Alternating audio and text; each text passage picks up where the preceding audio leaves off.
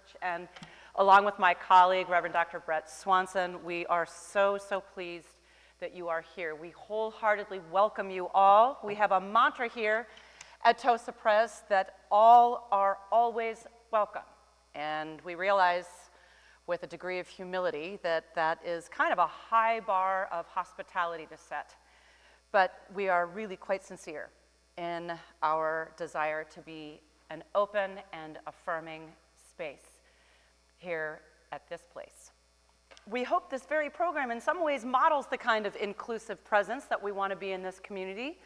Tonight we have a really wonderful opportunity to hear from a scholar and senior lecturer at Yale Divinity School, Dr. Matthew Croasmun.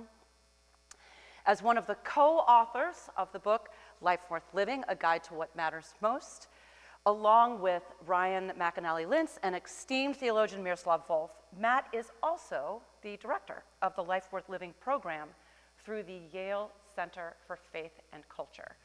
I highly recommend you check out their website. It's really interesting, and they have a wonderful podcast that you can subscribe to as well. I had the pleasure of collaborating with Matt a little over 6 years ago now. The team at Yale Center for Faith and Culture felt that this wildly popular undergraduate course called Life Worth Living was having the kind of impact on young people's lives. It seemed to kind of be a shame to limit it to a bunch of Ivy League students.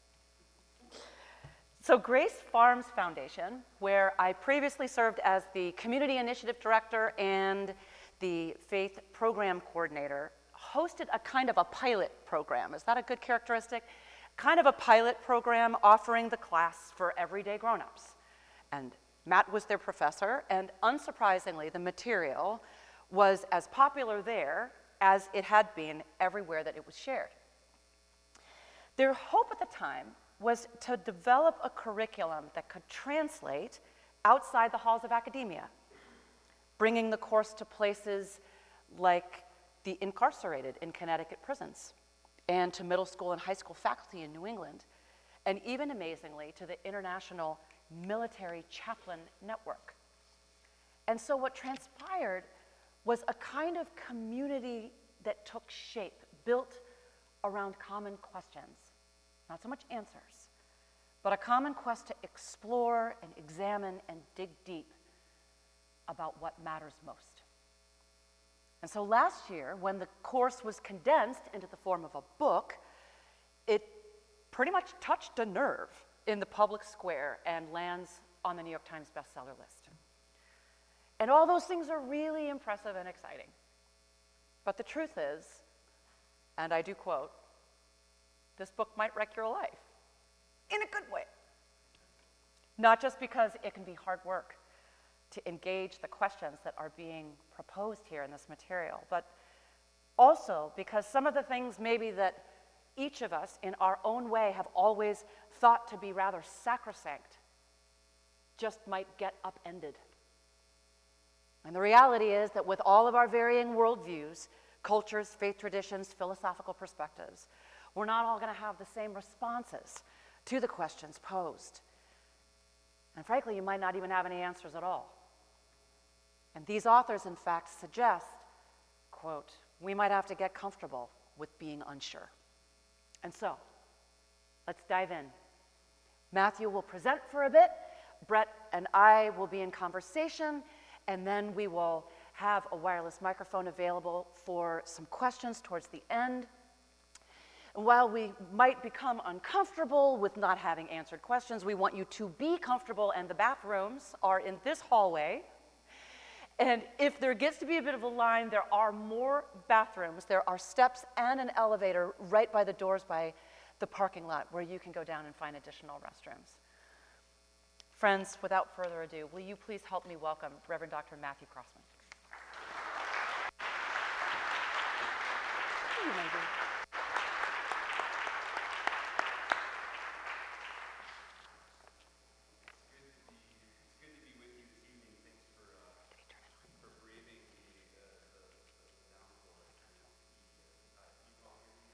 Did you turn your mic on?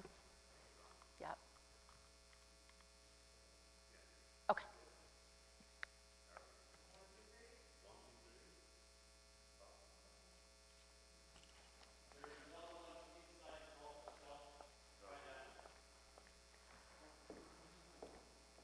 this one?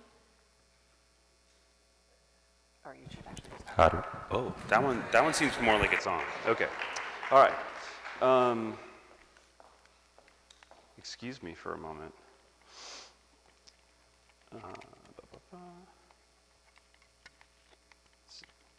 This is like a little logic. Oh, wait. Are you just hearing me through this one now? Yep. No, I think can't through tell. that one. Let's do this one. Okay. I'll keep this in my vicinity. I want to start with a story. You know what? We're just going to have to double this. This is just going to be fun. We'll do it this way. I want to start with a story. When I have been, this is like true confessions, and this should hopefully give you a sense of, a grain of salt that you should apply to anything that I say. I have spent my entire adult life in one way or another at Yale University. And I genuinely mean that should give you pause in hearing what I have to say. But it's true, and every once in a while I frighten my undergraduates by counting the years that it has been since I was an undergraduate. And the thought that they might still be in New Haven, Connecticut 27 years after they arrived fills them with terror. When I came to college, like many undergraduates before and since, I had my whole life mapped out. I had the whole plan worked out. I have a daughter who's 13 right now. She's on the front end of this, but she's starting to work through the plan. Starting to get a set of steps. In my case, I was pretty sure that I was going to be a composer and a conductor of a world-class symphony orchestra. Simple, simple, achievable. And so I arrived at school with my scores under my arm and my baton in my hand, and my parents carrying the rest of the bags. And I spent a bunch of college writing music, recording music, conducting, performing music. Not a weekend would go by when I wasn't having a piece performed, or playing in a concert, or playing a gig, or playing in the pit orchestra of a musical, et cetera, et cetera, et cetera. And I would keep a poster from each one of these concerts, and I would put them up on the wall. We used to make posters. I think posters still. Undergrads are sometimes a little bit. You mean like an Instagram post? Well, kind of like that, but like we printed them out and we hung them up around campus.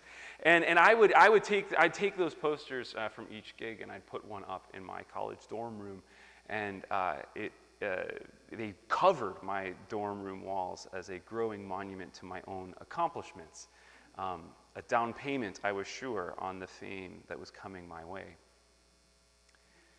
Lucky for me, I had a community of folks who genuinely cared for me, people who weren't, on the whole, all that impressed by me. And as they earned permission in my life to do so, they started asking really good questions about my dreams for my life. And I began to see that while I said my dreams were all about music, that wasn't quite true. I was far more interested in being famous than in being good. And I certainly mean that in the moral sense. But I was even more interested in being famous than having the music be any good either. And slowly but surely, I became convinced that just wasn't worth living for. Fame, reputation, those things just weren't worthy of being the aim of my life. And try as I might, I couldn't disentangle my love for music from this petty desire for reputation. And so I started taking down the posters. I retired the baton. Eventually, I stopped writing music entirely. First, I stopped having it publicly performed. And to be honest, and I'll try to be honest with you all night, but I'll let you know this is 100% honesty. I am still not totally sure whether that was the most courageous or the most cowardly thing I've ever done. During Q&A, maybe you can help me work that out. But in those days, it was clear to me there was something unworthy of my humanity that was trying to stake its place as the aim of my life. And I felt that I needed to do whatever I could to root it out. Now, unsurprisingly, shifting professional aspirations didn't magically kill off this broken attachment to reputation. As it turns out, I don't know if any of you have found this out, but as it turns out, self-obsession is a highly transferable skill. And so I discovered what I'm sure you have already figured out, namely, music wasn't the problem.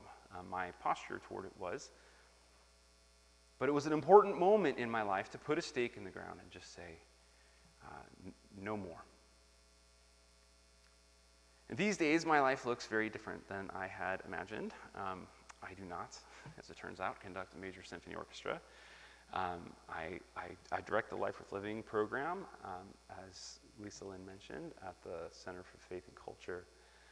And in Life Worth Living, we invite college students to marry the best of their intellectual energy with the most profound of their existential questions. And in small seminars, we ask what sorts of lives are worthy of our shared humanity. And beyond Yale, again, as Lynne mentioned, I've taught this course with Army chaplains, with retirees in a federal penitentiary. And just last spring, we published a book trying to share some of what we've learned with broader audiences. In short, these days, I spend my time encouraging folks to do the sort of reflection that upended my life.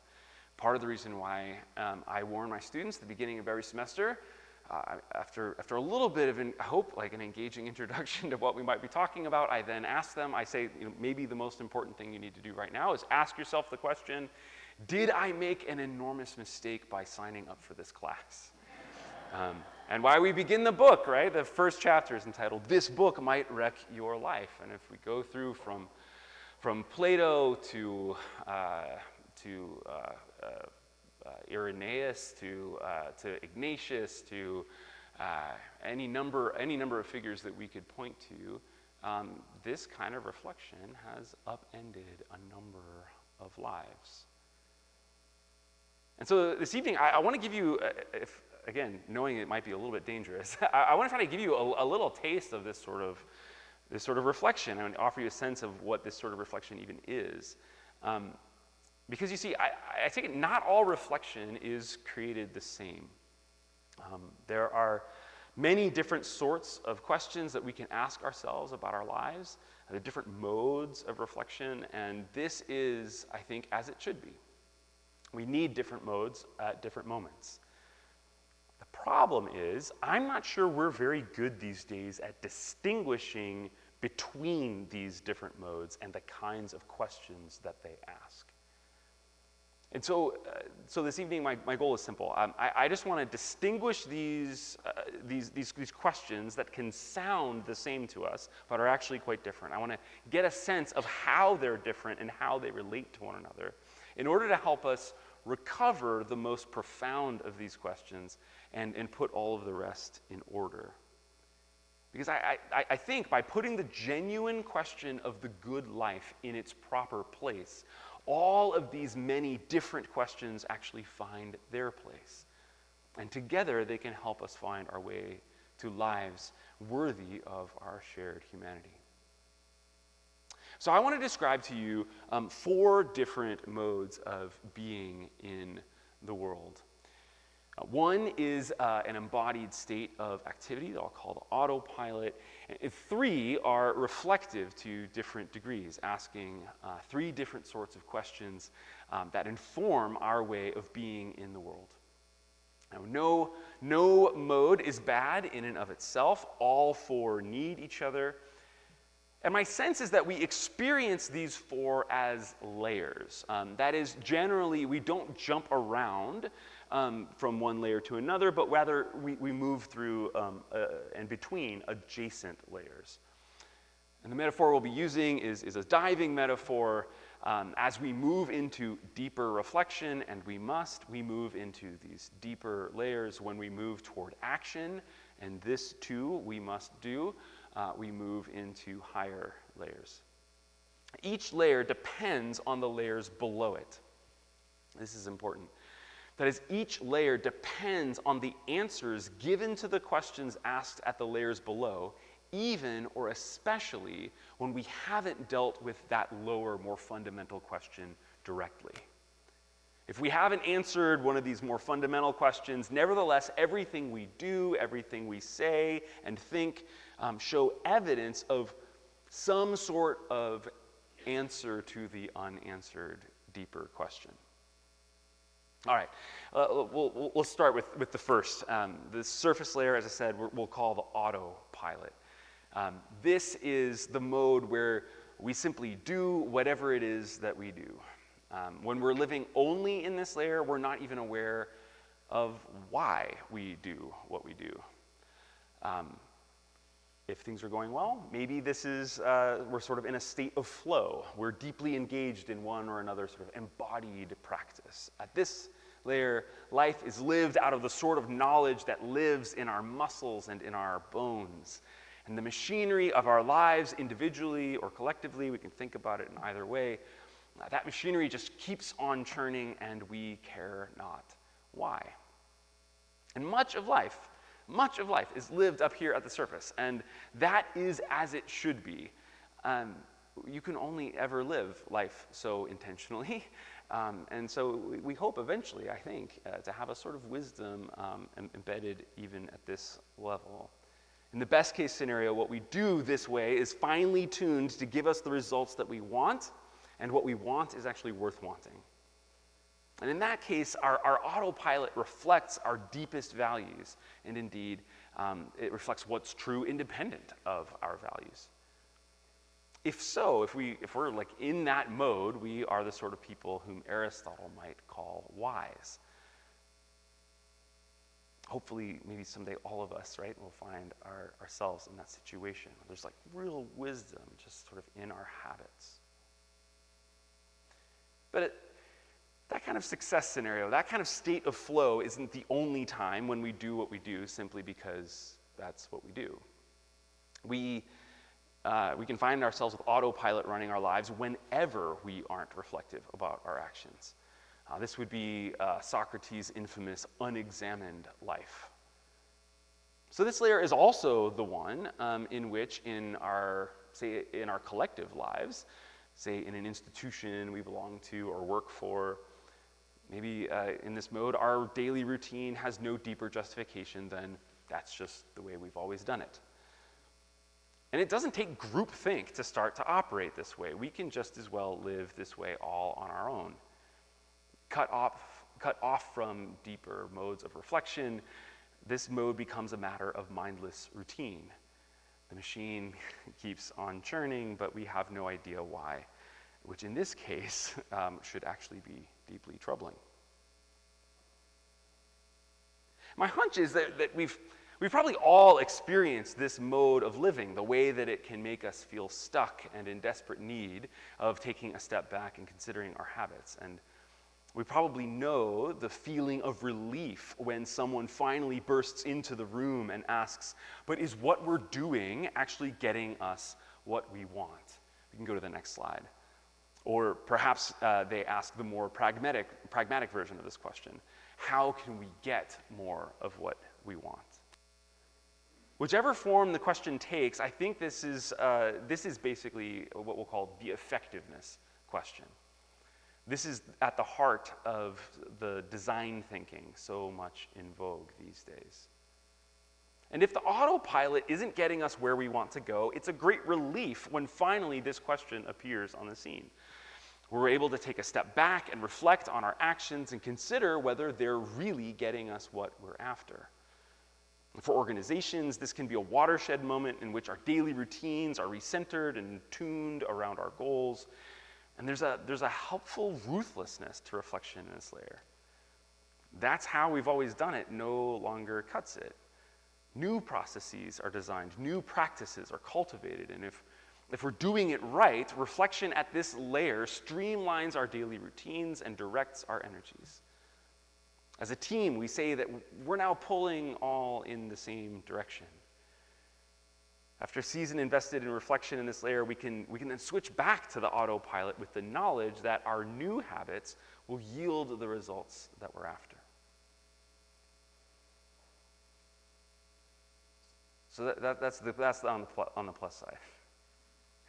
The disadvantage of this layer of reflection, at least when taken only on its own, is that this layer is what philosophers would call, they say it's ends agnostic, meaning there's nothing here that's concerned with whether the goals we have are the right ones, or frankly, even if these goals are ours, if we're all that invested in them. An efficient system, remember, or an effective system, gets you more of what you want, whatever that is. And that can actually be dangerous if you haven't thought all that hard about what it is that you do really want. I mean, we could think about it for a second, right? An effective strategy for wasting your life or harming the world is actually worse than an ineffective one, right? I think Peter Drucker said something like this, right? Like, if the ends are bad, then better means are hardly the solution. I think he said something like, I don't know, a lot of time has been wasted refining better and better processes to achieve meaningless ends. Now, maybe we would hope that we would never get caught, right? Iterating on ever more effective strategies for accomplishing terrible or trivial ends. But if we never go deeper than asking the effectiveness questions, if we never go deeper than asking how-to questions, there's no reason to think that we'd ever notice if our lives were devoted to harm or to triviality. And my worry is that many of us live our lives rarely going much deeper than these two sets of questions. The effectiveness question strikes many in our day as the most insightful question there is. If I go and speak somewhere and I don't have much chance to interact with the person who's hosting me, and we don't get a title worked out for my talk, when I show up, 9.9 times out of 10, the title that's been supplied for me is How to Live a Good Life. At which point I show up and say, like, I'm hoping you all would tell me. But the real trouble there is, right, we've skipped over the what is a good life question, and we've jumped straight to the how-to question. And again, I think that's because largely these kinds of questions strike us as maybe the most profound questions that there are. We marvel at people who are able to master the effectiveness question. Silicon Valley, maybe the shine has come off a little bit, but part of the reason why for a long time they have captivated our imagination is because their firms are able to churn out products and services that can do anything. So goes the promise, at least. Right? They are masters of effectiveness. And I actually think that it's actually a great lie of the 21st century is that the effectiveness question is the most profound question we can ask. The truth, I think, is closer to this. These days, the effectiveness question is the most profound question many of us can answer. And boy, wouldn't it be convenient if it was also the most profound question there were. But again, look, you're the people who came out on a rainy night to hear a talk about a good life worth living. I'm sure you have gone deeper than this. We've experienced here and there, right, in our lives, at least one more significant question. A question that can rescue us from the ends agnosticism of life lived in the effectiveness layer. And that is the question, what do we really want? It's all well and good to know how to get more and more of what we want, but the more important question to ask is, what are we really after? Where are we really trying to go? This we can call the SelfAwareness question, which invites us into a process of introspection. From the hustle and bustle of the autopilot and the strategic tuning of the effectiveness question, we arrive at a quieter place, looking inward. And we stop reducing life to more and more effective means, and we finally take up the question of ends. And the deeper we probe here, the more we apply this question recursively, asking again and again, what do we really want?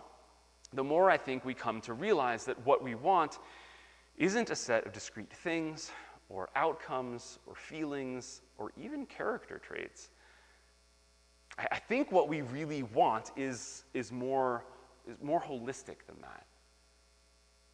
What drives us is an entire vision of a good life. Somewhere deep down, we have a vision of the life that we want for ourselves, for our communities, perhaps most clearly of all, a vision of life that we have for young people whom we care about. And of course, that vision is capacious. When I say a vision of a good life, I don't mean a script or a list that specifies every little detail of a life. I mean the broad strokes. I mean what it is that we imagine when we imagine a life that is going well, that feels as it should, that's a life that's led well.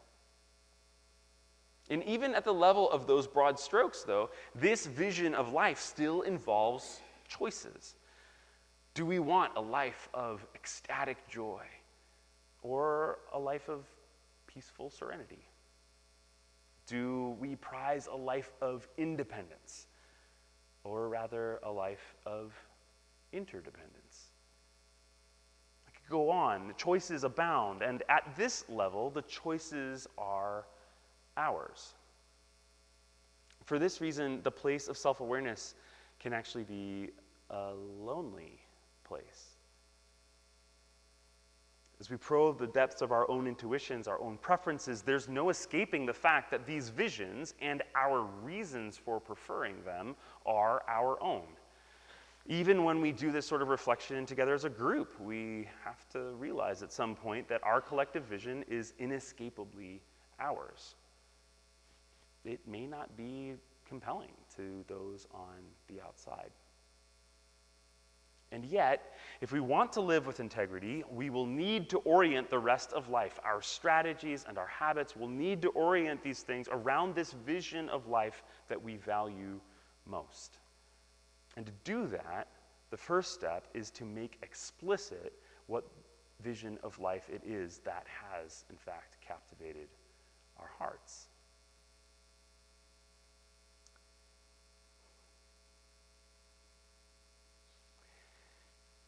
But even if that goes well, even if we clarify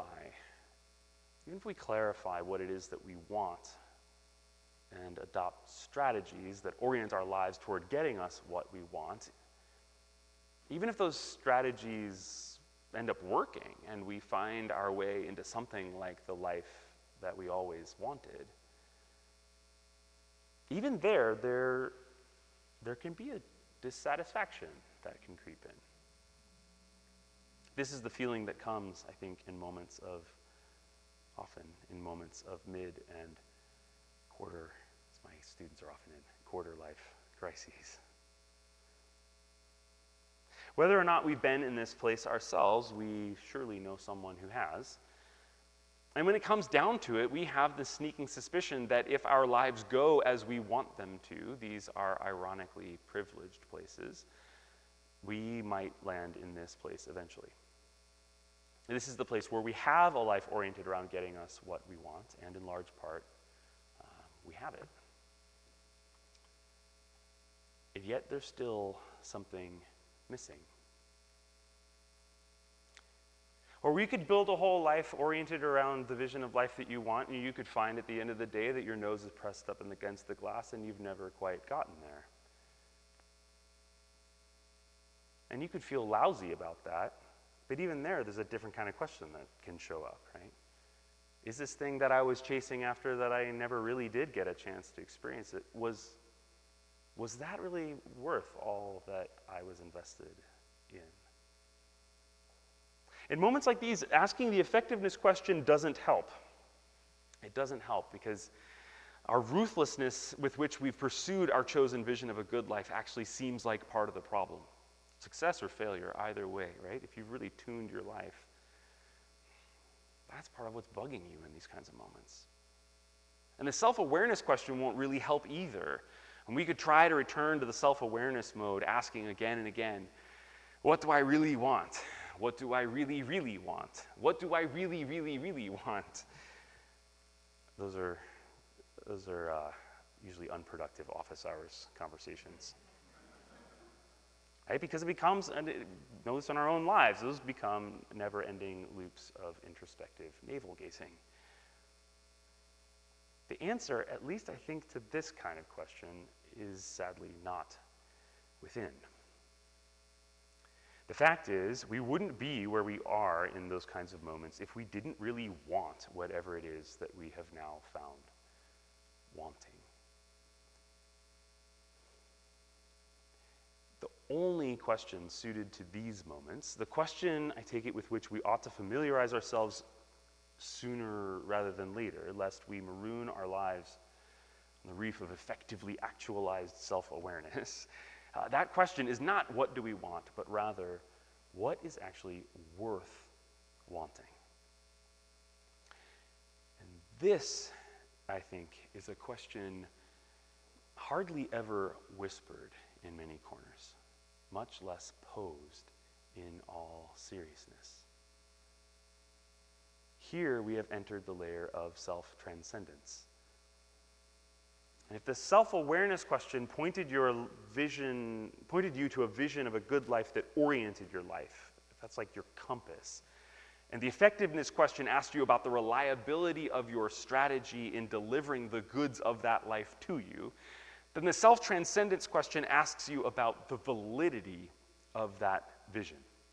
This question asks you, is that vision of a good life, that vision of the life that you want for yourself, for your children, for your community, is that vision true? Has your compass properly identified true north? Or in the language of desire, is what you really want actually worth wanting? And I take it at moments like this, the self is no longer at the center of our quest. We are no longer the point. In fact, quite the opposite. This question aims to push us out of the center. And at these depths, we perhaps begin to lose our bearings. Here, the question is no longer about our intuitions or our desires. Here, the question is about truth. And that can be really unfamiliar territory for many of us. Indeed, I take it that in our day, a lot of voices are telling us that the effectiveness and self-awareness questions are strategies for no longer having to wrestle with questions of truth. These voices suggest that we instead ask whether we are effectively getting what we want and then be done with it. But then that nagging question comes back to us again. Is what we want actually worth wanting? And in dealing with these questions of truth, we need a different set of skills, a different set of mental habits. At these depths, the name of the game is normative inquiry. Inquiry not about how to, but about what for. A way of asking not just about what is, but about what ought to be. This is the erstwhile realm of philosophy and theology. I actually think that probably any humanities class you ever took probably could have. In my rowdier moments, I would say should have helped you wrestle with this question. And the good news is that if the self-awareness layer led us into isolation, in the self-transcendence layer, we actually find that we are not so alone after all. Here, other people are again in view because the question that we ask in this layer actually has to do with them as well. In fact, we can end up finding these other people sort of troublesome in this moment because we're going to have to contend with one another about any claims that we make to truth. Even while we seek the truth, even the universal truth, we know that our claims to that truth are going to remain particular. Not everybody comes to the conclusions that we do. And if we don't attend well to this particularity and pursue charity in our contestations with one another over the truth of our claims, our expeditions to this depth will have yielded nothing more than mere ideology. But it's not just our contemporaries that come back into view at this level. The ancients reappear as well. When we begin to ask normative questions about the good life, we find that while we're perhaps in uncharted territory for ourselves, we're actually right in the thick of conversations that the world's great traditions have been having for thousands of years. Moses, Plato, Confucius, the Buddha, Jesus, the prophet. To say nothing of more recent thinkers from Mary Wollstonecraft to Nietzsche to James Baldwin, all of these voices have been asking this question: what is worth wanting, long before we stumbled upon it? And their answers probably can't just be our answers. That would be to ignore the question of self-awareness, which we'll still have to attend to on our way back up to the surface. But their answers can help us in the way that they pose the question, perhaps even more so. And in their and in one another's presence, we will find that the question of the truth of the good life can be asked, and with all humility begun to be answered. Now, last thought. After we have plumbed these depths, there is, of course, still a return voyage to be made. Apprehending the truth of the matter does us no good if we don't appropriate this truth as our own. The truth of self-transcendence has to become the vision or desires, passions of self-awareness. And any work we do at these deeper levels remains esoteric knowledge unless we have effective strategies, right, to implement them in real life. As I said before, right, daily life can only ever be lived so intentionally, so we need practices that can give expression to our insights. What we've learned with our minds needs to be inscribed in our bodies. And often, returning to the surface will feel just like that. A return to a place where we can breathe, to the place where what we've gained below receives life, where visions of the good life become, bit by bit, actually good lives. If it would be foolish never to probe the depths that lie below the water, it would be equally foolish to try to live life always below the waterline. Such endless reflection can become, as the metaphor would suggest, suffocating. But if we learn to take these dives with some regularity, dives of different depths, no doubt, but never neglecting the deeper waters entirely, we may indeed find our way together and individually, find our way to flourishing life. Thank you.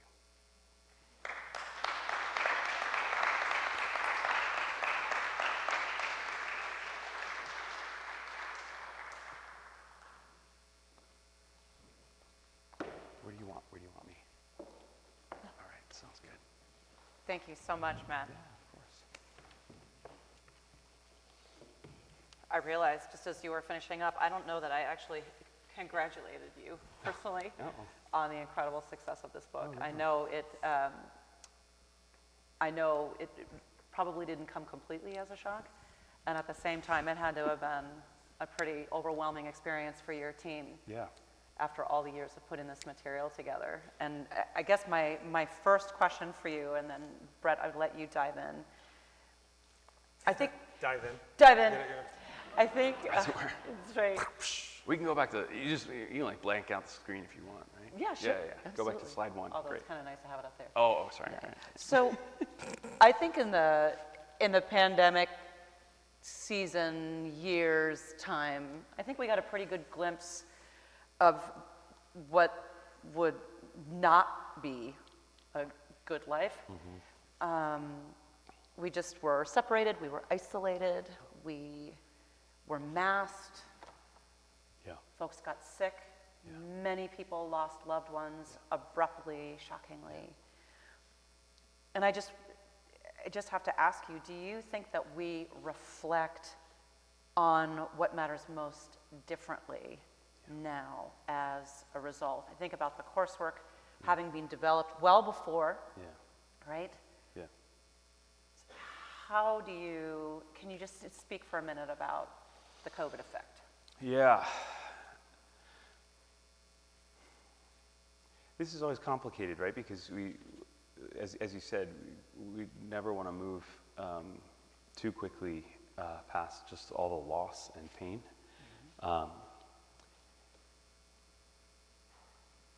and there's just no way past that, or there's no like but that comes after that, right? What I think we may have learned or had some insight to as a culture, as a maybe as like a planetary like society, I think we got a sort of object lesson in the importance of relationship and interdependence and connectedness. Certainly to those of us in the modern West, the only, I think, correct me if I'm wrong, but I think the only society that I know of in the history of the world, frankly, to have had such a deep and profound experiment with radical individualism. We are the outliers here. I think that was a really important sort of object lesson for us in particular in the West, and maybe for us in the United States, in even more pointedly. So that I think is actually a valuable lesson learned. I will also say, for what it's worth, in the classroom, I think a lot of our students at least, used some of that time that they had, they were sort of forced into isolation, to do some work exploring their own interior lives. Interesting. And while there's not the same, I've seen what every other teacher has, there's probably teachers in this room, we've all experienced, right, of sort of, there's sort of group coming through that's not quite as comfortable doing classroom discussions and whatnot, because they were doing that all on Zoom, and they don't really know how to do that stuff. And that's really important learning loss. At the same time, I found that, again, and maybe it's self-selecting, the students who find their way into my course end up being the sort who used some of that time, at least, to really try to sort of explore their interior lives, such that they have an emotional intelligence that I find really encouraging. I agree. Yeah, I see that a lot. Thank you. You know, the idea of then transitioning to my question about your time in the prisons, seems as though that there are some similarities. A time for set apart, a time for introspection, a time forced upon many of us, a time that also allows us to organically, or to be taught how to ask a question a level deeper. And I think for a lot of us, it's hard to pinpoint a more othered population in America, certainly, than the incarcerated. And yet taking this course into Danberry, was it Danberry, right, prison, seemed, at least from the book's perspective, to be eye-opening and to be illuminating. So I wonder, what did you learn from working with these men at Danberry? Yeah, and it was men. We were in a men's population, in a men's population. It was also, sadly, an immense population. Well,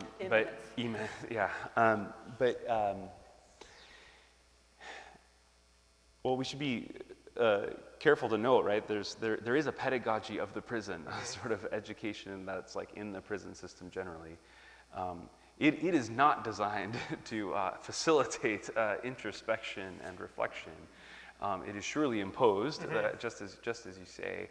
And I think many enterprising folks who find themselves in that situation do seize upon, and but they have to struggle, right, against the pedagogy of the prison. So your question's quite helpful.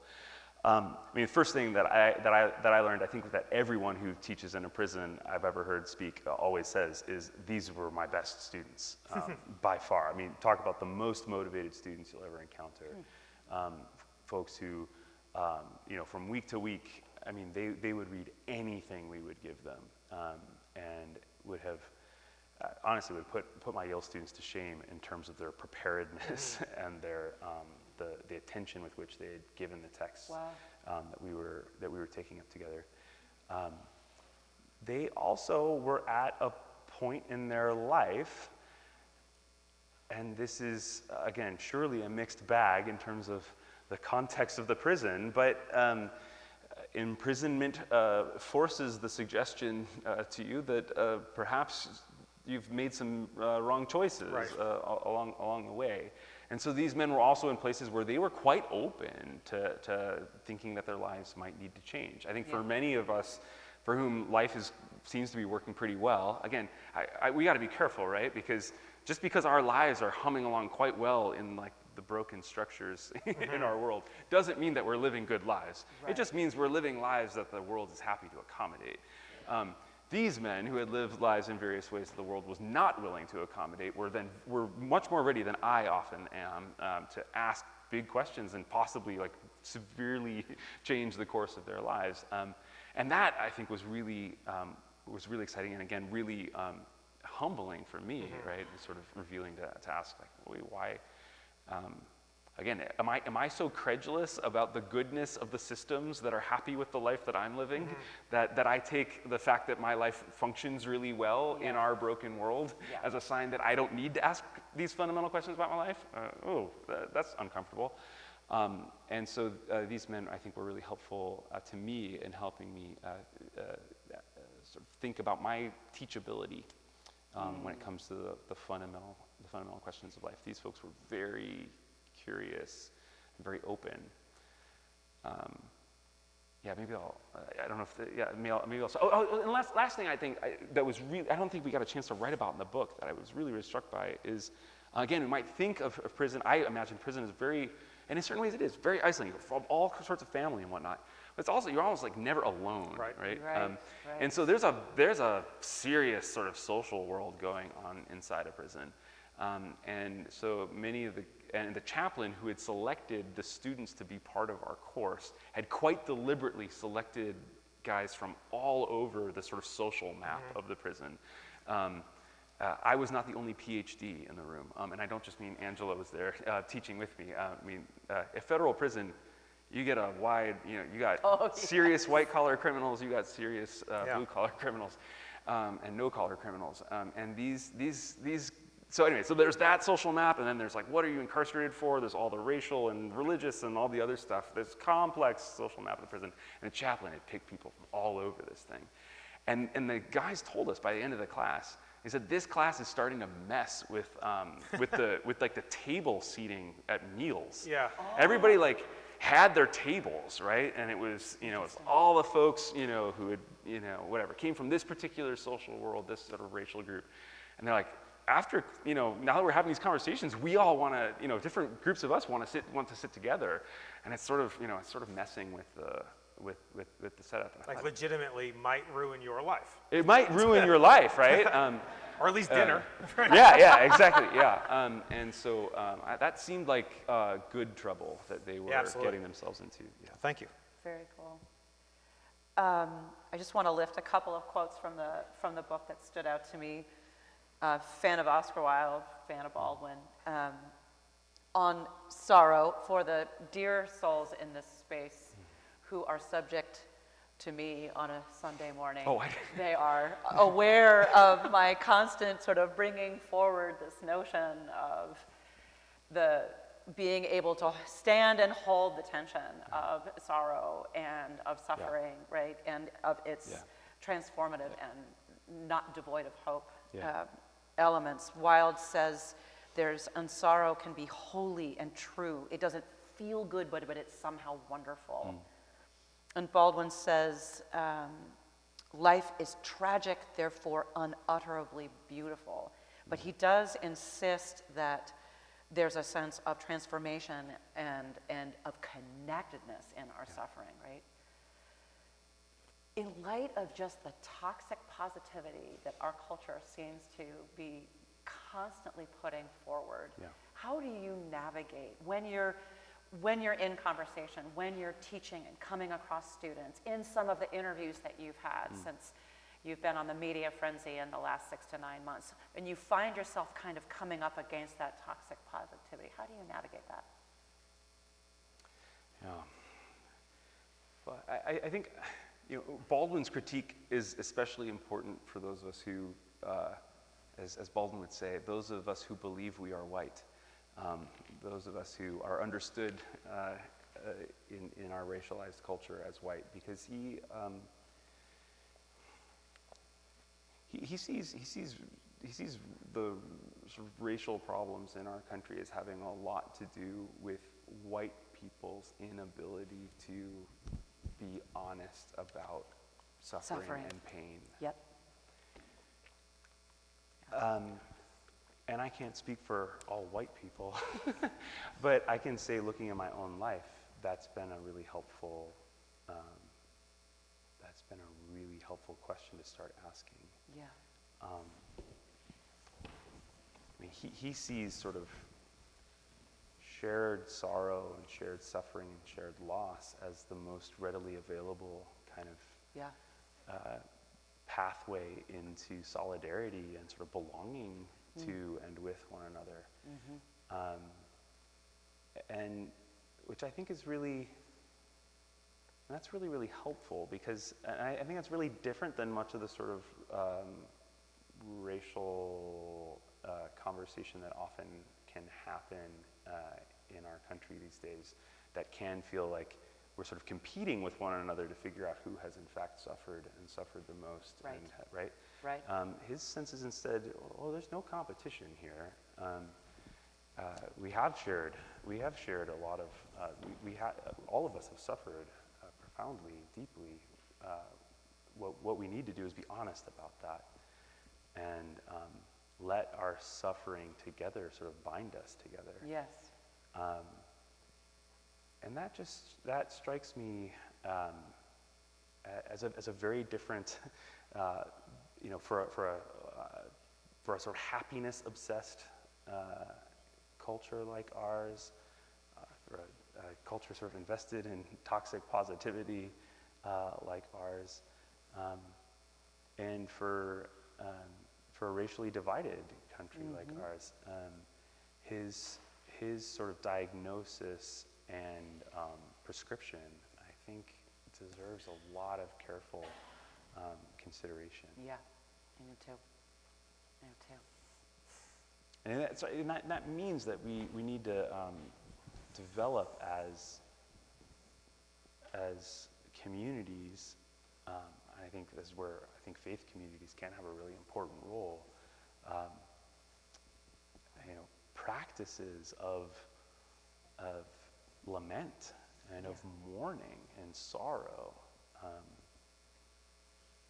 Can we, when a tragedy unfolds, do we actually, or even, there are folks who I think, back to the COVID question, sort of proposing that a lot of what we've experienced in these last couple of years as a nation, I think we're probably about to experience the worst of in the coming months leading up to the election.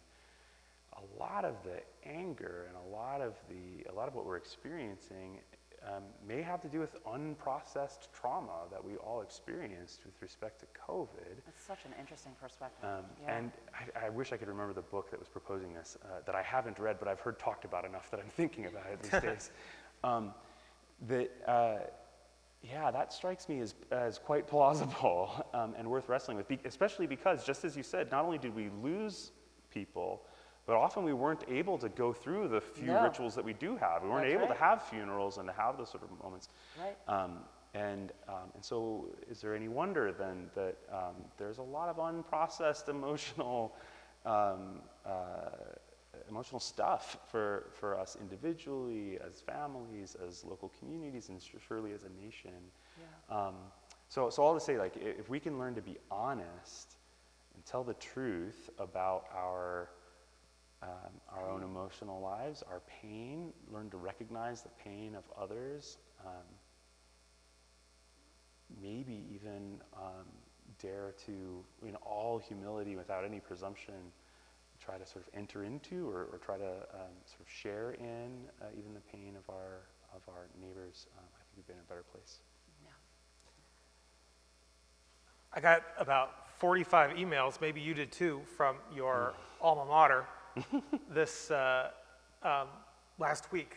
My own alma mater, massive protests, sit-ins, cops were called, tear gas was sprayed, professors as well as students arrested, and it kept on happening. Yeah. Every week, every day, a new school. Some of them went newsworthy, and some of them went peacefully and a lot of things in between. But it seems right now in the news cycle, there's such a focus on college-age students.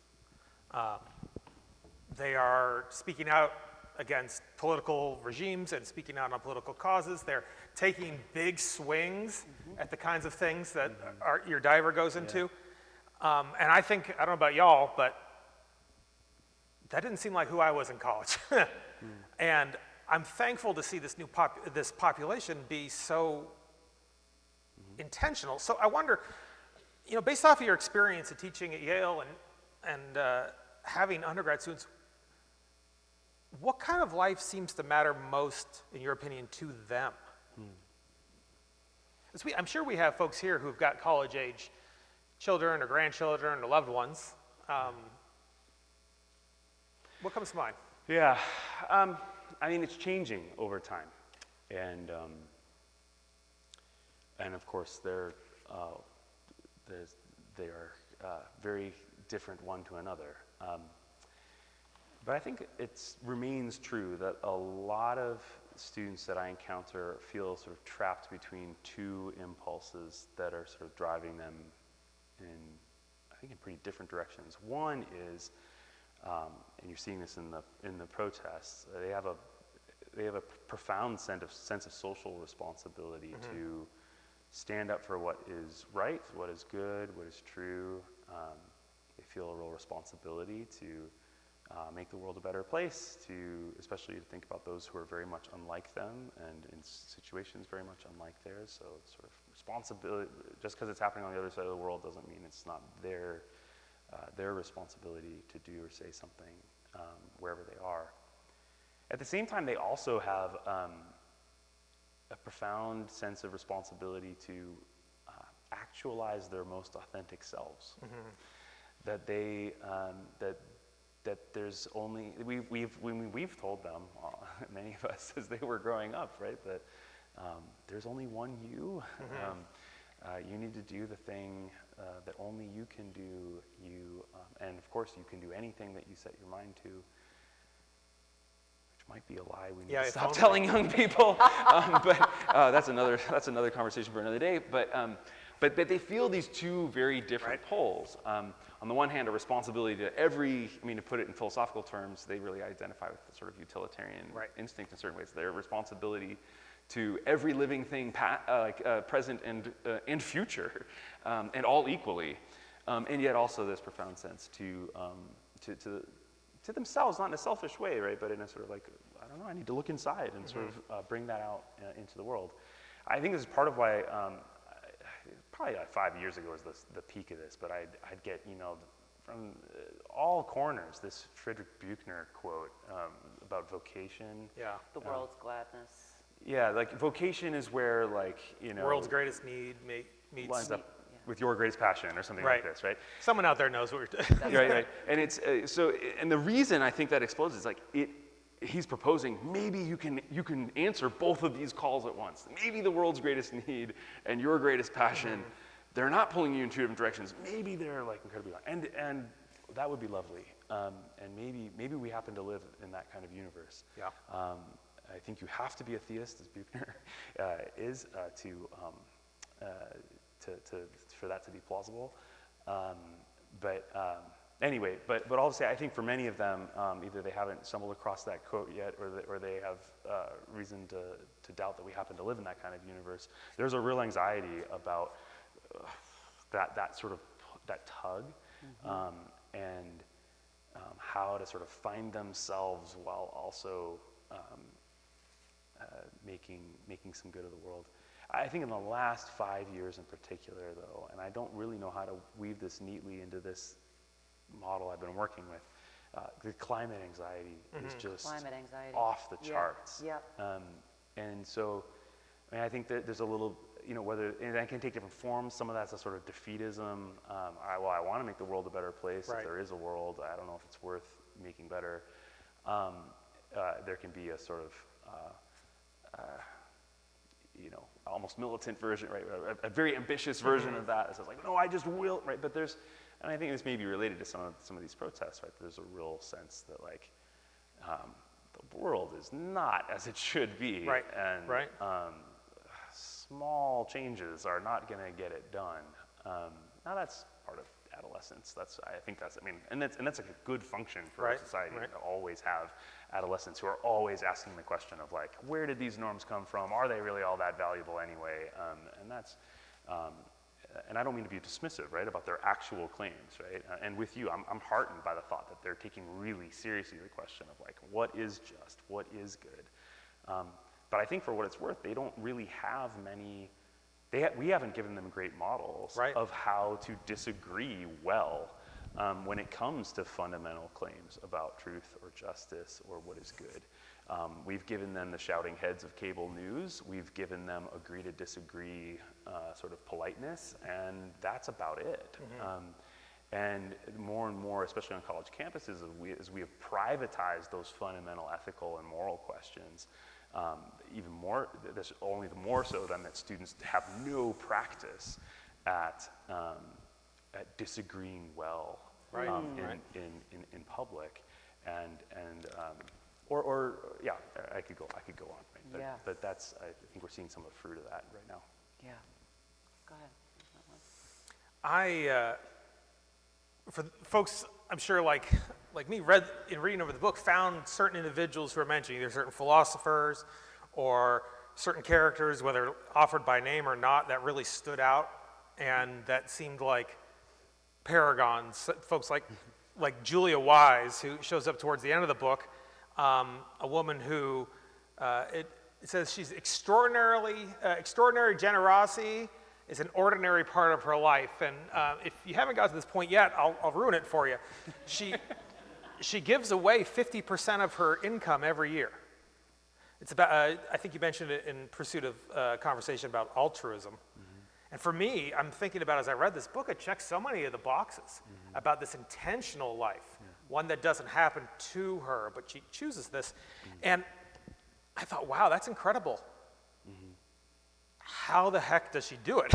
Yeah. Because at one side, you could be so deeply intentional, and we do this in faith so often, is to walk this journey on purpose every step forward, and yet have to deal with just the everyday realities of life that almost in kind of this Aristotelian kind of golden mean. Like, how do you find balance between the big, deep dive transcendent questions and having to put food on the table? Yeah, so first of all, Julia is an amazing person, and I got to know her and her husband over a few years while they were sort of like get like an annual check-in to their lives as they would come to campus once a year to be our guests for that effective altruism session. The question let me go to the Aristotelian mean. Flexing my undergraduate degree here. Nicely done. So this is an I get to use this like once a year. so for Aristotle, every virtue he thinks is a mean between two vices. That is an average between two vices. So he says, for example, courage is the mean between cowardice and like brashness. And so when you are neither cowardly nor brash, you are courageous. I once had John Hare at the Divinity School back when I was a student used to say there's this funny line in Aristotle's Nicomachean Ethics when he says the mean is also like a maximum, which for the mathematicians in the room should make your head explode. Those are two different things, unless the whole set is uniform. Those should be two different numbers. But John suggested that what Aristotle has in mind is like a parabola, shaped like this, and in which the highest point is in the vertical axis is the medium point on the horizontal axis. I think that's brilliant. Anyway, John has his reasons for thinking that Aristotle, actually, the Nicomachean Ethics are lecture notes, so we're supposed to imagine that Aristotle's walking around telling us that. So we should imagine, I think, at this point, as they're walking around, they were called the peripatetic school because they walked around. I invite my students to peripatetic office hours. We always go on walks. But anyway, I think we should imagine Aristotle at this point in the lecture, as they're walking around, he sort of leans down in the dirt and draws this picture and says, you see, the mean is also a maximum. And that's important, I think, because that means that the Aristotelian mean is actually an importantly different idea than just, well, too much of anything is no good. All things in moderation. I don't think that's what he's saying. I think he's pointing out that actually when we find the virtue, you don't want a medium amount of courage. In Aristotle's mind, you want as much courage as you could possibly get, right? And that's what he thinks is unique about these virtues, is you actually want them in their maximal. You don't want a good balance, right? And so I think this is, when we think about our values and ideals, we want to find those things. I think what's really, really hard is and it happens inevitably, right? We sort of feel like we're holding a couple of different values in tension. When my students ask me my vision of a good life, I give them at least like 2 things that I'm trying to hold in tension. Until we figure out what that thing is that's the maximum between those two, I think we're in grave danger, actually, because our divided loyalties are never all that strong. And so, anyway, so all to say, I think at the end, and I think actually Julia would subscribe to this from conversation with her. She always felt I think it's a little unstable. I have like this whole set of utilitarian convictions, and then I have these other convictions. I don't really know what they have to do with each other. Right. I'm just trying to hold both of them, and they don't really agree. That's really hard. I think at some point, probably one gives way, right? Yeah. I mean, again, she's a person of tremendous moral courage, so we'll leave Julia behind. But in my life, at least, I would imagine that the easiest thing, the thing that would fall behind in my life most quickly would be the thing that's most countercultural. And maybe something like giving away 50% of my income. So all to say, I think what we're looking for, I think, when we're asking these questions is actually how do our different intuitions, how can we hold them together, so that it's not just a matter of divided allegiance. Would a quick example, yeah. Quick example help? Yeah. Right, so it always helps.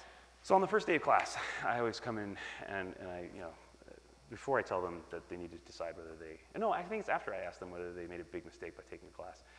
But surely within the first 10 minutes, I want to let them know. I say, look, this class isn't a chance for me to try to persuade you of the truth or the falsehood of one or another of these traditions. But I also got to let you know, I'm a Christian. Worse than that, I'm an ordained Christian pastor. I can't pretend to be your neutral tour guide, right? And some of them get out of the exactly. They're all getting out of they're all looking for the exit, and I tell them, so I can't pretend to be your neutral tour guide. I also want you to know that for what it's worth, I have Christian reasons actually for wanting you to have freedom of conscience, for you for us to have an open exploration of the truth and pursuit of the truth. I have Christian reasons for wanting us to be charitable to one another, and as we express different sorts of viewpoints and as we encounter them in our readings.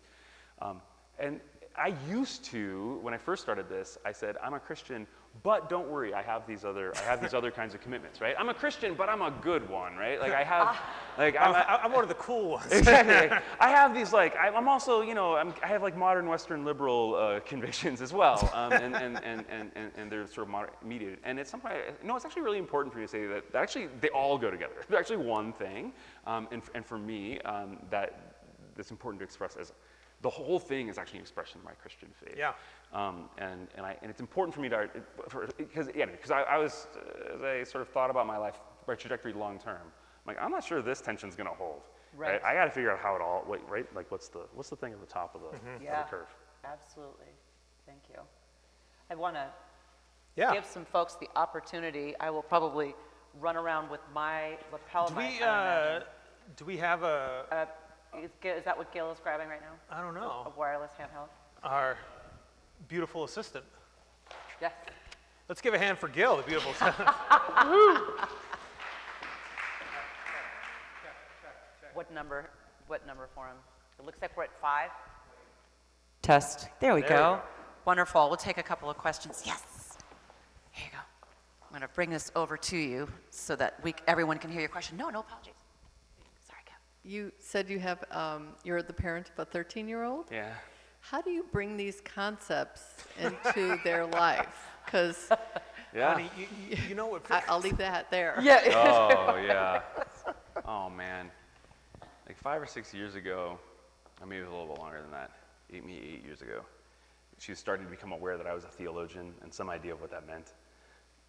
And so she sort of brought home, like, she's like, is there a heaven? Do miracles exist? And I think maybe like, and like, are demons real or something like that? And she was just like, go, you know?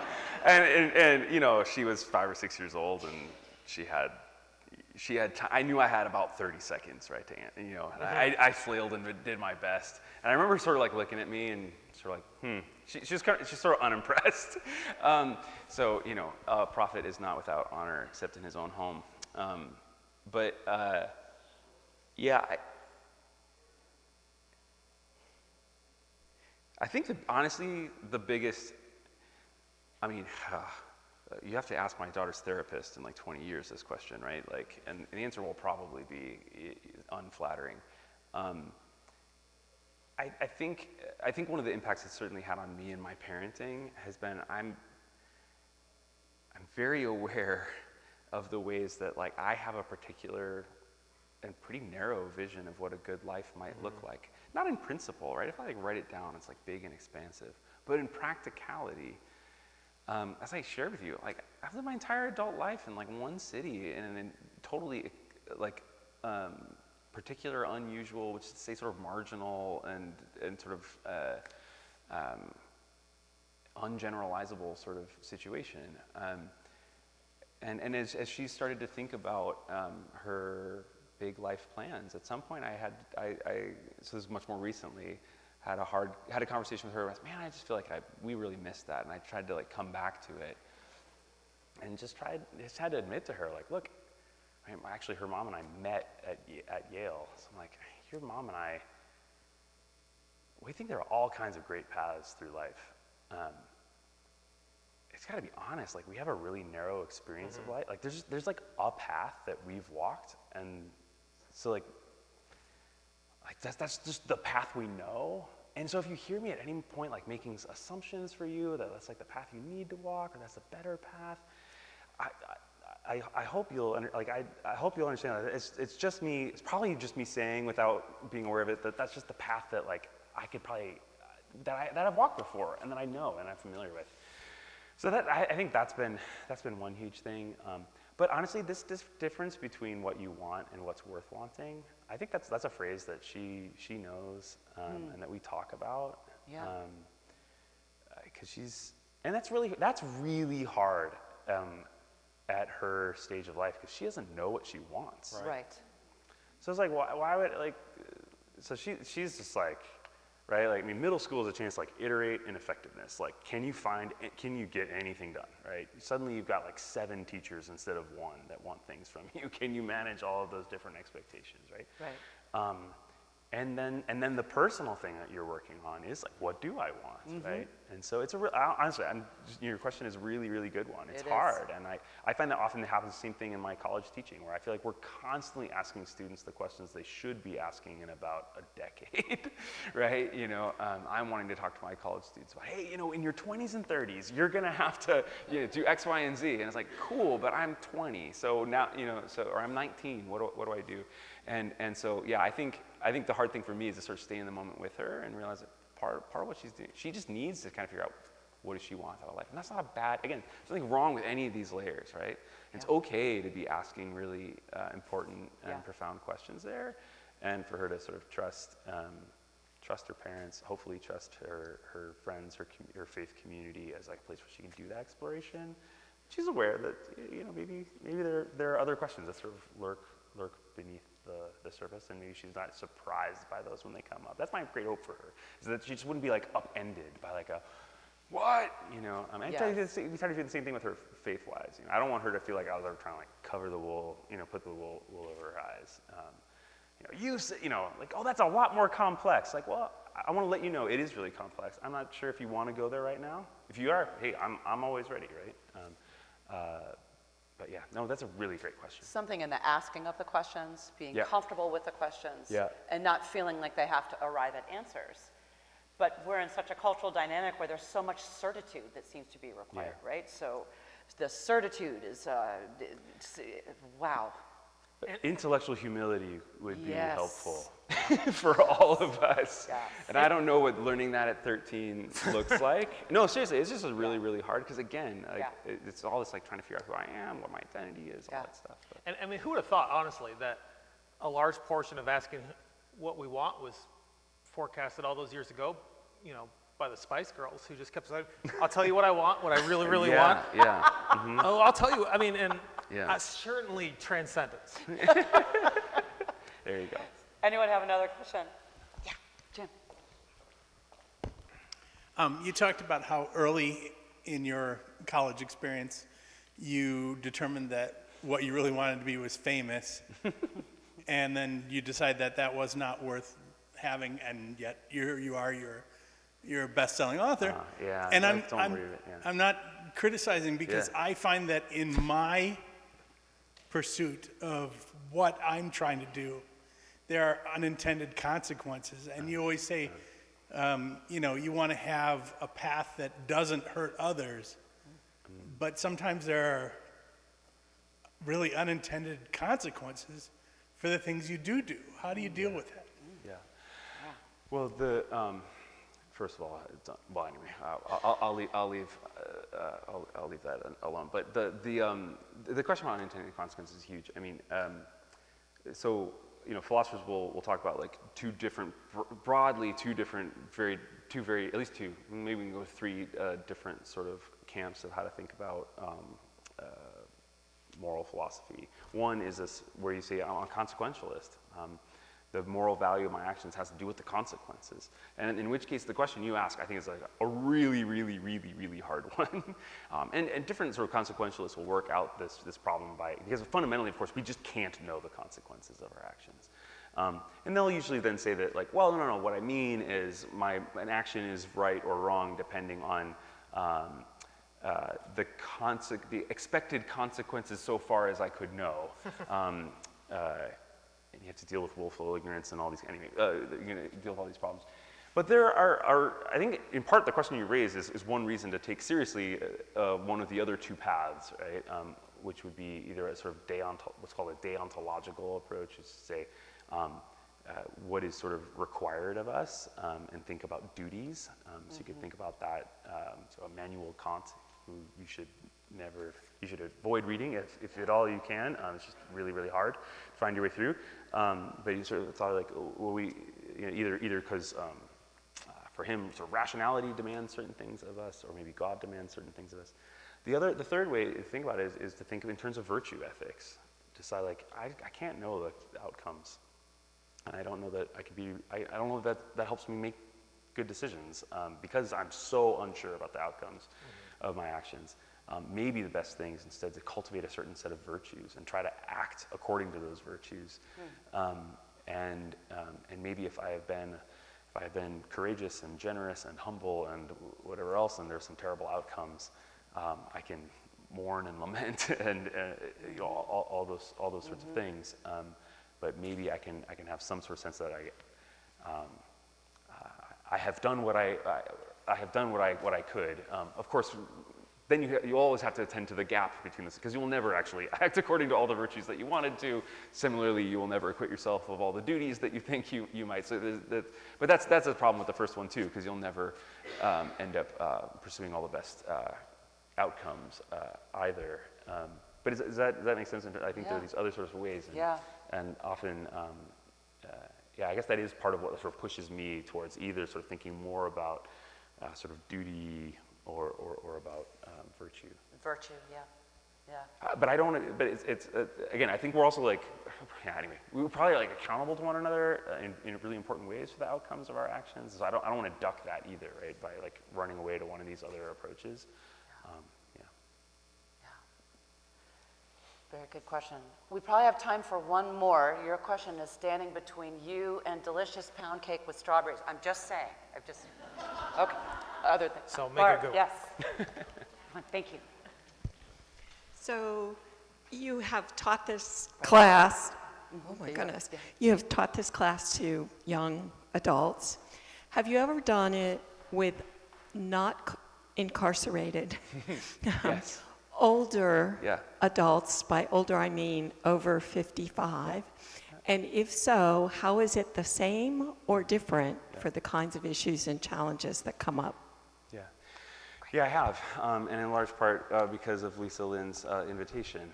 So I did that for a number of years. That's probably the second most common context for me over these last 10 years.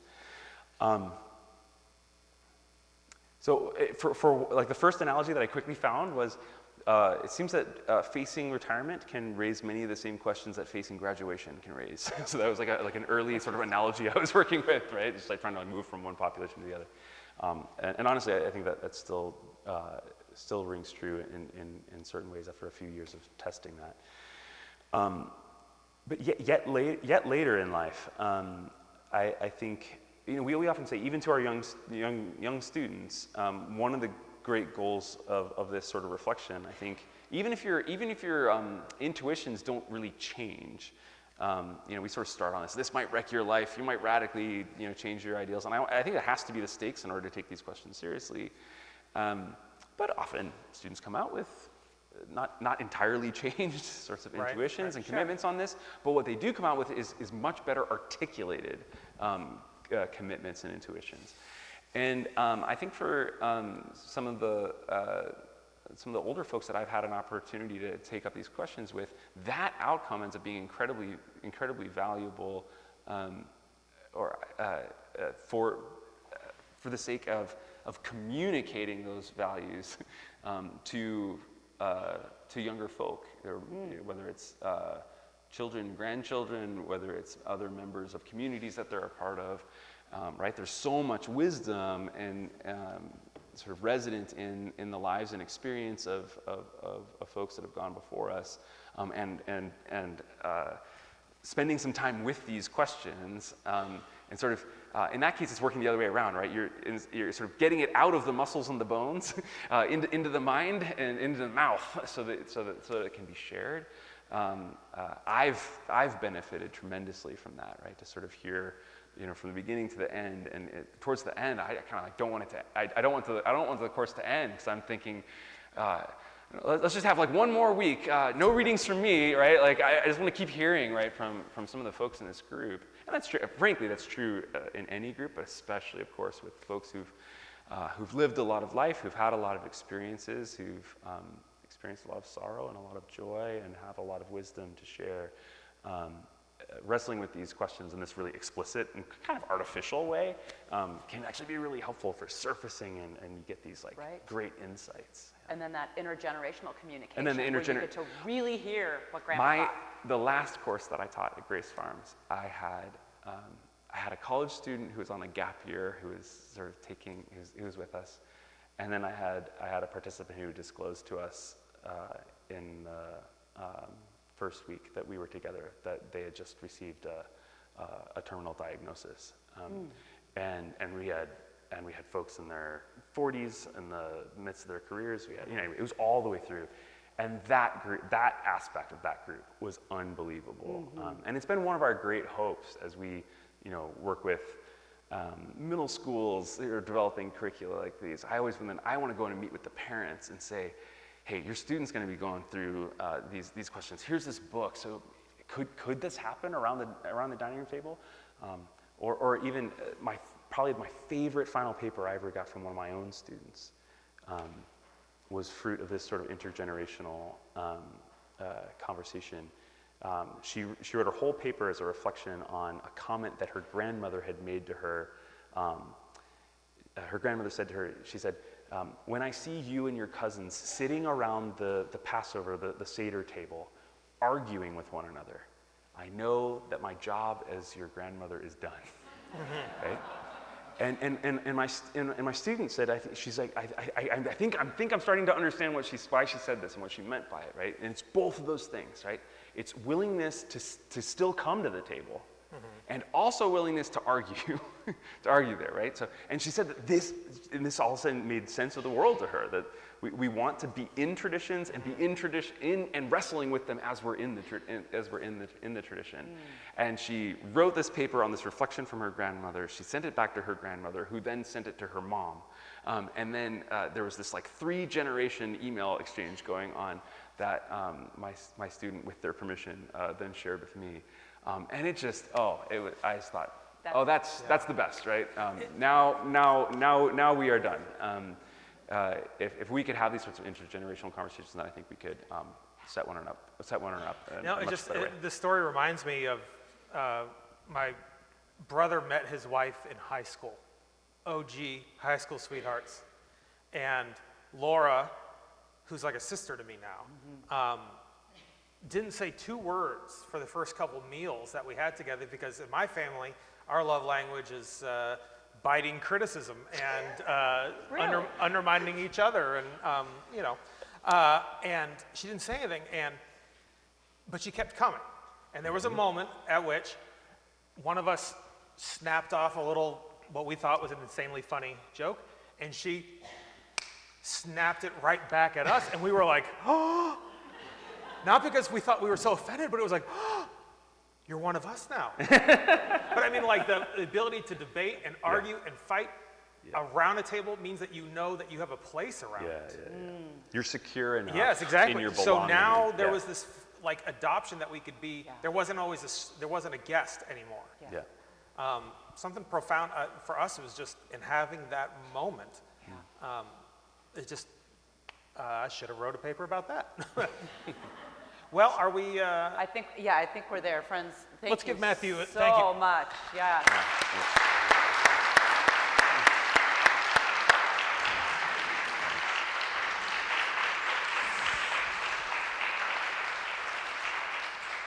Please take a moment to enjoy some dessert and time together. There is a box for an offering of any kind that you feel comfortable with. There are books for sale. If you brought your book, Matthew will be at a back table signing. Thank you so much for coming out. And you're all invited on Sunday as well, when Matthew will be back.